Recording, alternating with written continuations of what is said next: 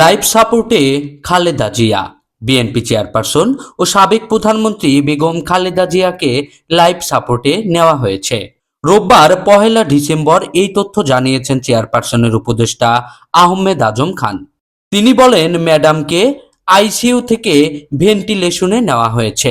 দেশবাসীর কাছে দোয়া চেয়ে আহমেদ আজম খান বলেন, শনিবার 30 ডিসেম্বর গভীর রাতে ম্যাডাম খুব ক্রিটিক্যাল অবস্থায় আছেন। আমি এর বাইরে অন্য কিছু বলতে চাই না।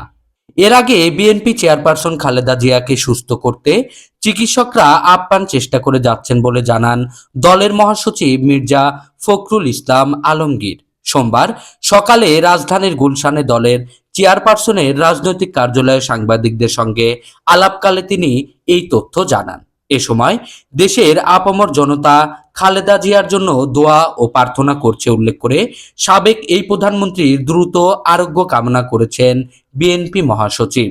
খালেদা জিয়ার সর্বশেষ তথ্য জানিয়ে মির্জা ফখরুল ইসলাম আলমগীর বলেছেন, চিকিৎসকরা তাদের সর্বোচ্চ চেষ্টা করে চলেছেন যেন খালেদা জিয়া সুস্থ হয়ে ওঠেন।